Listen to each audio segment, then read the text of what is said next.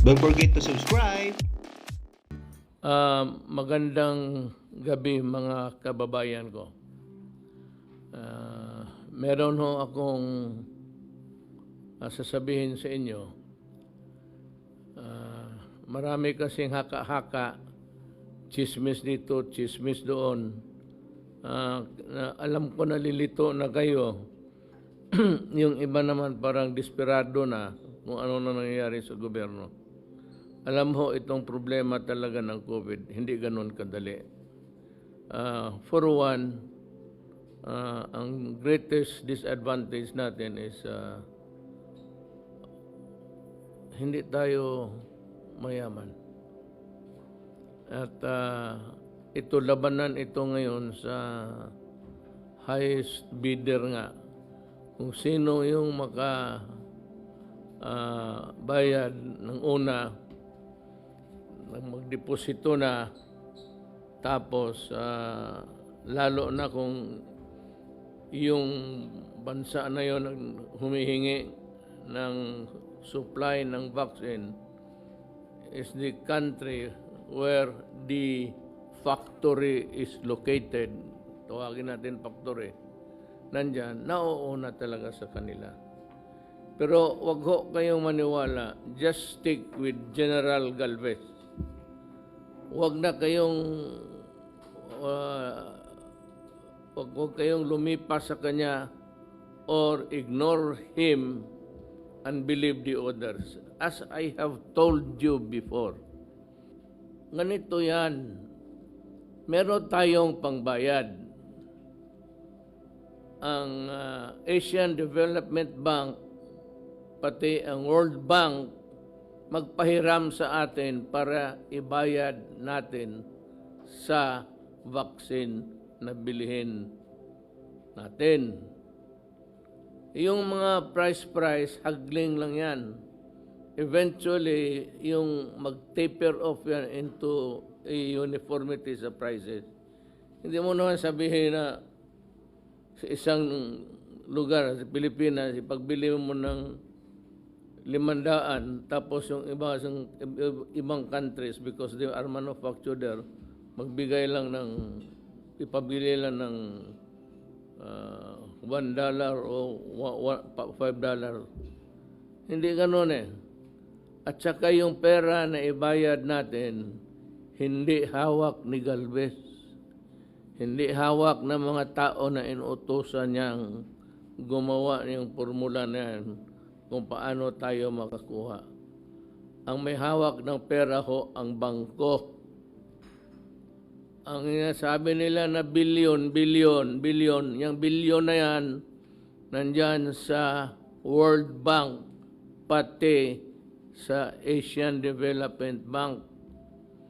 Pag mayroon na tayo, dadaan na kay Dominguez, Secretary Dominguez sa Finance, i-review nila yan before submitting it to the Land Bank, ADB Bank, pati sa World Bank. Dadaan muna sa kanya yan at baka i-submit niya, he might opt to have it pass in a full vote sa cabinet meeting, magbutuhan. Ngayon, basahin ko sa news roundup rather on international affairs. Basahin ko muna dahan-dahan lang. Europe, EU regulators recommend authorization of AstraZeneca vaccine.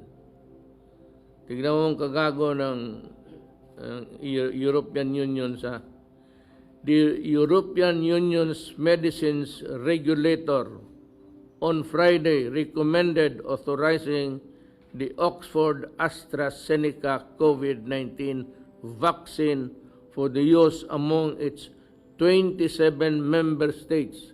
Kaya ito Europe, mga European countries, parang asosasyon nila. Tapos, sabi dito, capping off a turbulent tweak which shows the bloc attacked the drug maker over delays sa supply. Ito sa Europe na to, ginagawa na ito mga medisina doon. Sabi na, the European Medicines Agency, meron pala sila, European Medicines Agency said the AstraZeneca vaccine will prevent the deadly coronavirus from attacking people who are at least 18 years old. The vaccine has been administered in the UK since early this month. I expect the company to deliver 400 million doses as agreed, the European Commission President Ursula von der Leyen said. Meanwhile, the European Commission launched a new mechanism on Friday to monitor and in some cases block coronavirus vaccines exports out of the European Union. The European Union has voiced concerns that vaccines could not be sent abroad, before companies fulfilling obligations in their bloc. Ganong kadali. Ang atin dito, ASEAN, but we are not really as powerful as the EU. Wala tayong connection, wala tayong pera. May pera tayo pero naka-ready lang, standby. So yung mga haka-haka, mga istorya, chismis ng mga yung nakita ninyo sa TV during the last 2 weeks preceding ngayon, walang nangyari. Puro lang ito na papriso namin, si Galvez. You can talk of billion. Wag mo na, gawain mo ng trilyon. Kasi wala talagang pera. Ang pera nasa bangko. Wala tayong inipon na pera para dyan lang kasi hindi natin alam na yung COVID dadating sa buhay natin. Do you really want to know what's happening in our economy? You talk to Dominguez. Alam mo, lahat ng bayan ngayon ng buong mundo, bagsak. Talagang bagsak. Tayo, maganda na sana, nung hindi dumating yung COVID, we were doing fine. Hindi naman yung very good. We were doing good. Tapos dumating yung COVID. Walang kita, walang ano. Ngayon, mababa na ang value, GDP natin, sabi nga, about 9. According to the Secretary of Finance, araw-araw, ngayon, hanggang matapos tong COVID, araw-araw, we are losing 2 billion na pera para sana yun sa mga tao. The workers, the Filipino workers, would have earned that money kung ang ekonomiya natin gumagalaw. Kaya nga hindi. Yung may social distancing, we cannot also argue with the science people. If they really mean good, so what can we do about it? So yung mga transportation, sabi ko, hindi yung social distancing, nakaka-discourage. So ang transportation business wala. And you know, the world and the economy is run by oil, gas. Kung hindi natin patakbuhin yung mga cargo trucks, mga ano dyan, wala na. So we are sinking deeper and deeper. Pero hindi lang rin tayo. O hindi tayo. Lahat. Pero we are trying our very best to keep us afloat.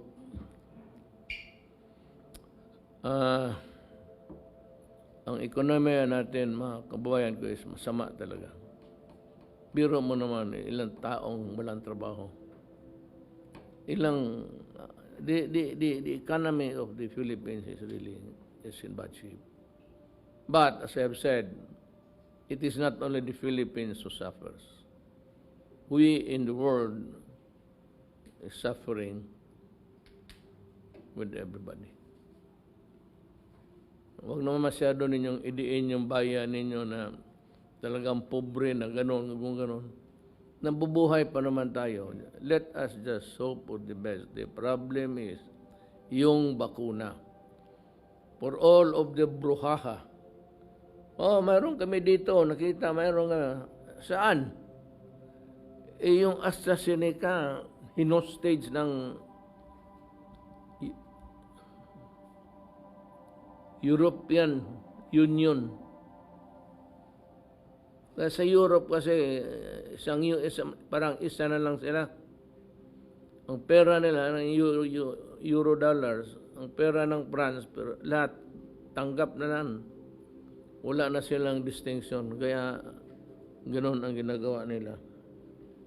Ewan ko kung ano, but sana itong one day, maybe, one day, not in other fields of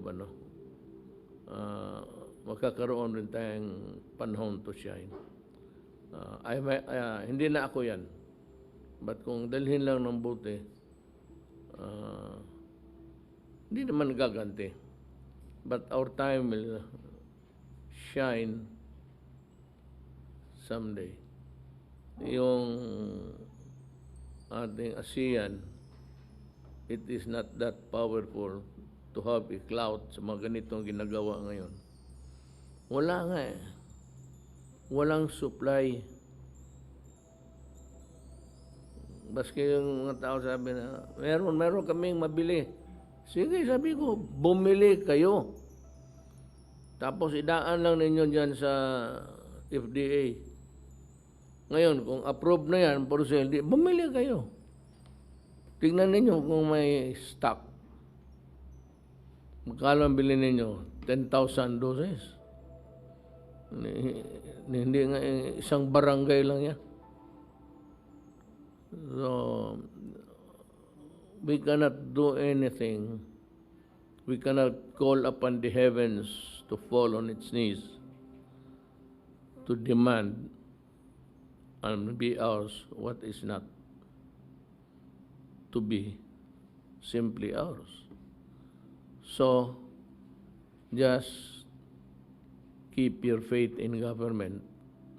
Total, si Galvez, yun naman ang trabaho niya. Ako ang trabaho ko, may trabaho. May trabaho kami kaya na. Dominguez takes care of the economy. Si Secretary Duque naman, palagi nilang inaaway, pero tama naman. Pero ganon siguro yung public office secretary. Do not be maano ka sa you get discouraged from the brickbats thrown against you. Now, sandali dito ha. Let us go to another.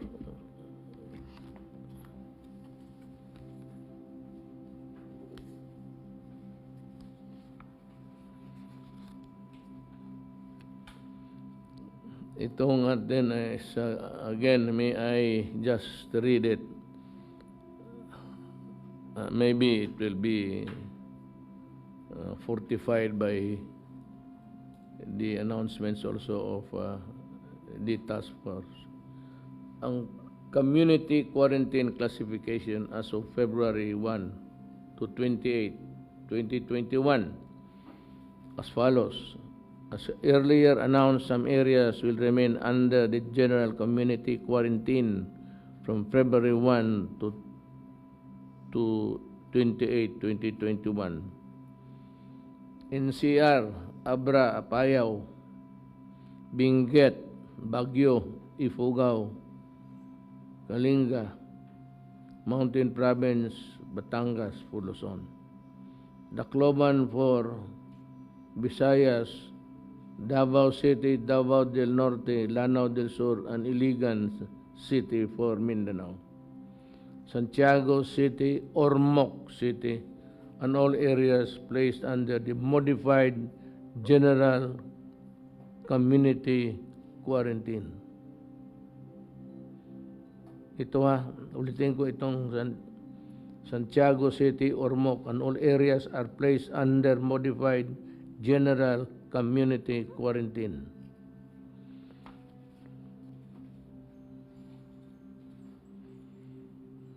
Here's the list of mga empleyado sa gobyerno na suspendido January 23, 2017. Florencio Padernal, misconduct, suspended for 3 months. Dr. Gregorio Pang Jr., same, misconduct, 3 months. Heniver Jr., same, suspension. Meron dito, I'd like to remind the CHED to write me a letter. Kasi dito si Doktora Maria Teresa Samonte, Chief Administrative Officer, CHED Regional Office 12. Ang kasalanan niya, serious dishonesty, grave misconduct, falsification of public documents, and conduct prejudicial to the best interest of the service. Now, next is that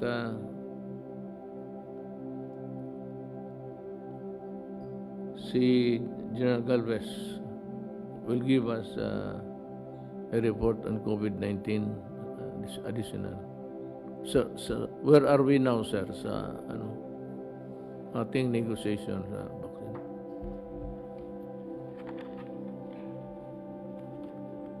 Sir, on our negotiations, sir, out of 7 companies, we have already signed a term sheet of 5, and we have already locked the supply of 106 to 108 doses, including po yung sa single dose. So all in all, sir, we can by this coming February 2nd week, we are trying to come up with the supply agreements with the vaccine manufacturers, and we will also include the 2 remaining contracts that we are negotiating, sir. How many do you expect? We are expecting up to 146 to 148 doses, po, sir. This excluding for the COVAX that we are assured to have more or less 40 million doses, po, sir. General, with your permission, I'd like to ask the Secretary of Finance to give us the wherewithals kung paano to, how it is being played. Kasi yung number na we are targeting 70 million, he knows how to play his marbles well. I cannot follow him. So we'll ask him to just say how many Filipinos might be vaccinated, how many will not be vaccinated, and why we need a lesser amount. Sani, Tagalogin mo na lang, San. Thank you, Mr. President. First of all, we are pursuing three approaches to the vaccine procurement. Number one, multilateral approach. Sabi ho nyo, yung World Bank, ADB, Asian Infrastructure Bank, at saka yung COVAX. Yung COVAX po, in-explain ho nyo, is a World Health Organization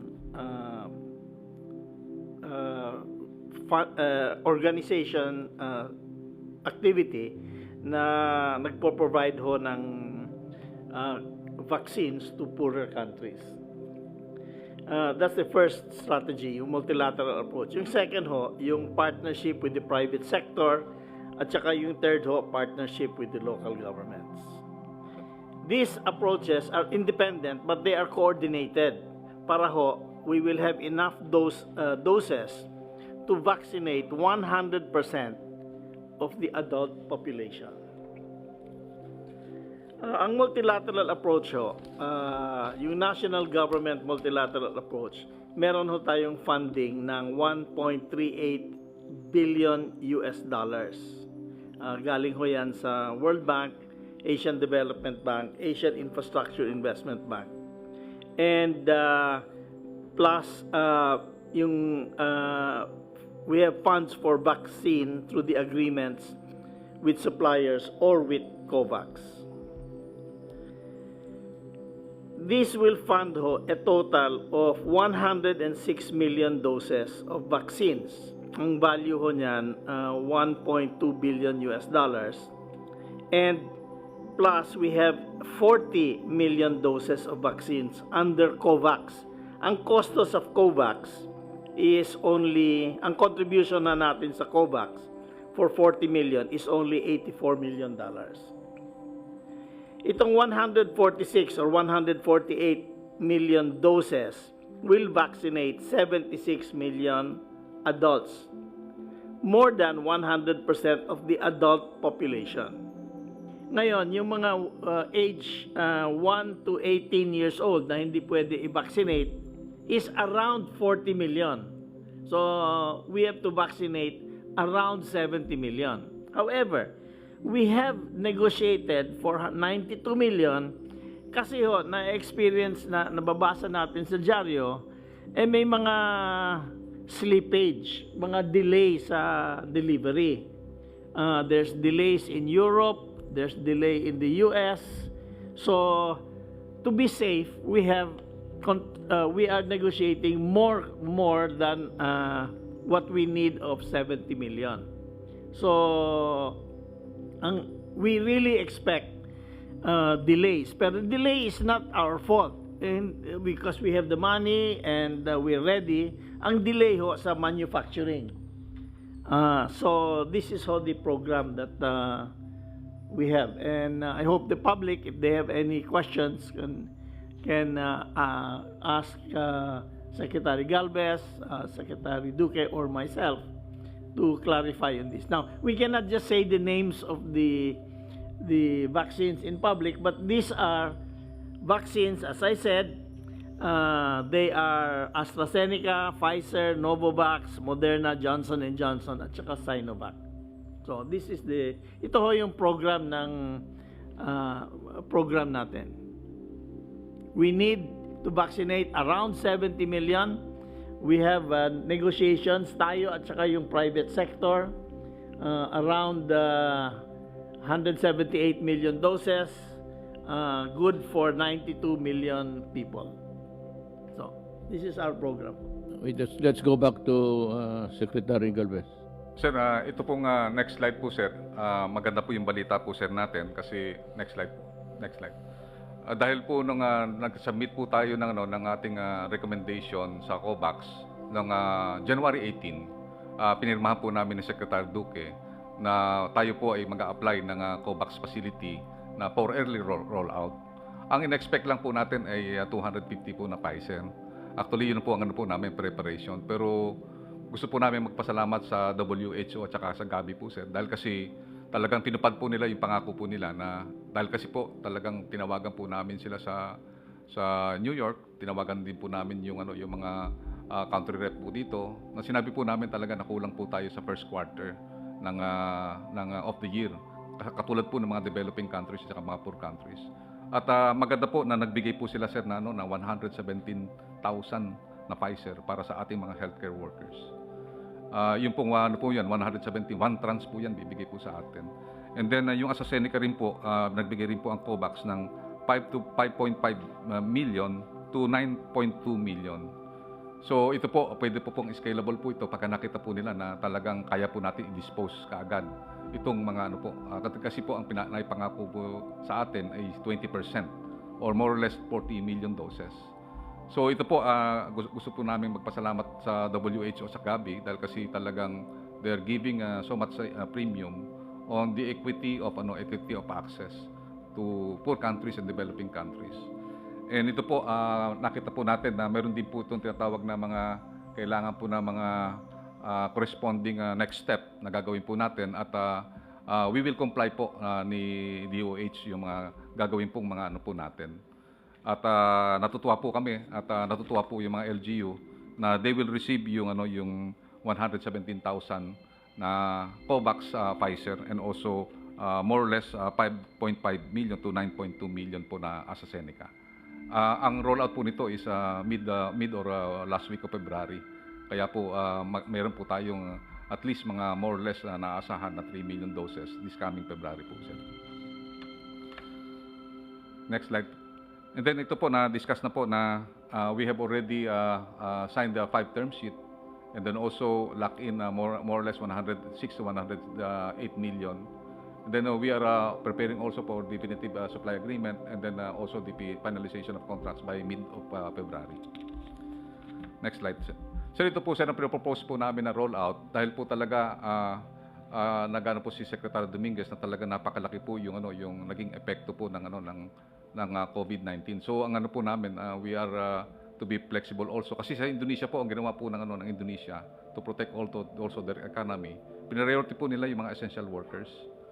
So yung po ang titingnan po natin na dito po dun sa ating mini rollout with COVAX. We are recommending po, sir, na we have to protect and preserve yung healthcare service muna, sir. Kasi po yung ating mga healthcare workers, ito po ang pinaka vulnerable. At saka po ito po ang pagka hindi po natin sila protektahan, sila bang magbabaccinate. Magkukulaps po yung healthcare system po natin. Yun po ang nire-recommend po ng WHO na unahin po natin yung ating mga hospitals and yung mga healthcare workers na gagamitin natin sa vaccination. This also includes, sir, yung tinatawag natin yung mga protection of vulnerable sectors and government frontliners, katulad na po, sir, yung vaccinators at saka yung uniform personnel. Dahil kasi yung uniform personnel po gagamitin po natin yan sa massive vaccination. They should be also included in the in the first batch during the first quarter. And we are recommending sa second quarter, sir, dapat maibigay na natin din kasama rin po sa ating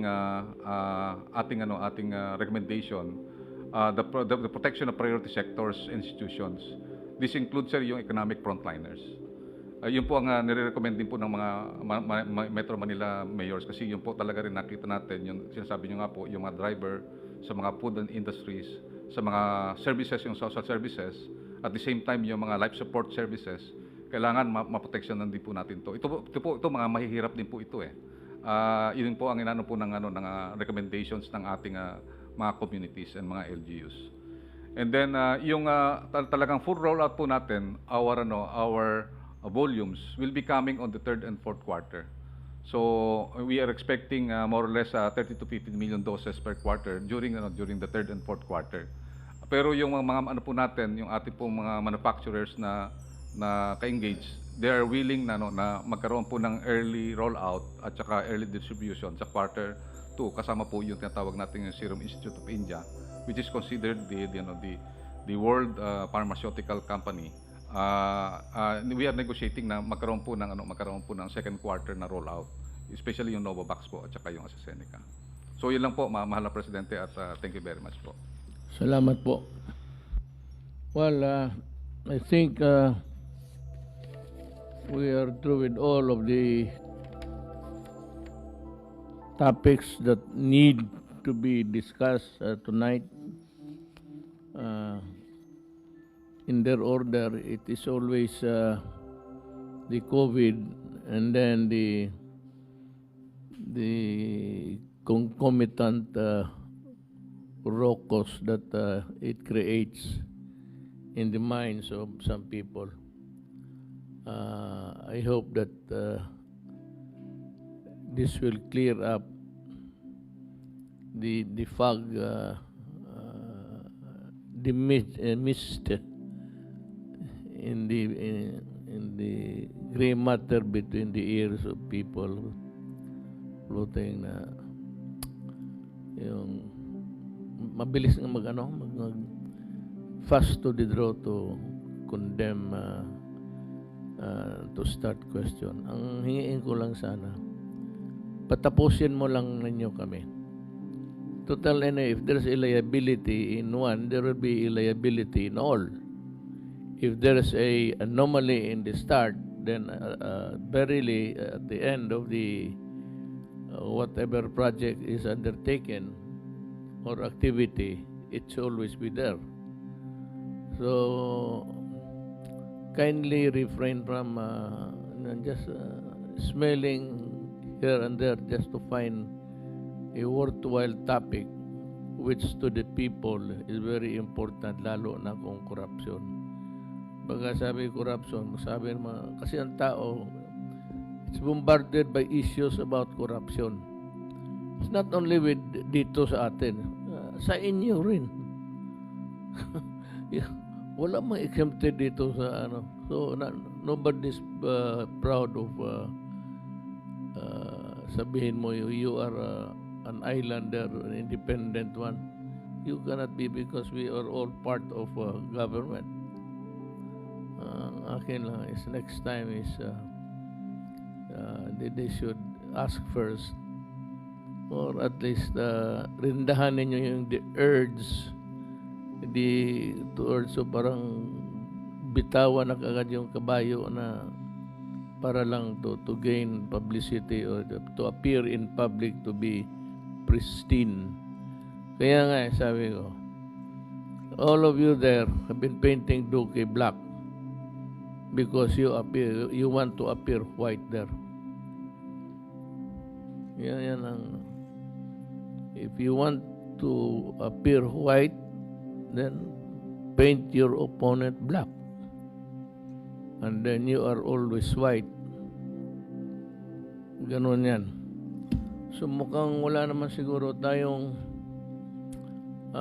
additional topic unless there is one. Kung meron, we can extend. Kung wala na, may I just ask the people to, I said, the next time, do not be so gullible and basta maniwala na lang kayo, talk about corruption left and right. I mean, it starts with a big bang and it ends with a whimper. Wala nga, sabi ko sa wala napakulong yung mga yan. Yung napakulong lang on the basis of their investigation. Wala yan. On the basis of their evidence gathered by them, karamihan nagbagsakan rin. So, if at all, mas mabuti pa yung ipinahal ng pulis. There's a semblance of success there. So, wala namang iba kami kung ipaabot sa inyo. I said, you have a choice. Maniwala kayo sa kanila o maniwala kayo sa amin. Kung maniwala kayo sa kanila, go ahead. Sige, walang nagpipigil sa inyo. Ngayon, kung may naiwan na maniwala sa amin, just keep faith with us. At the end of the day, you will see that everything has been done in accordance with the rule of law.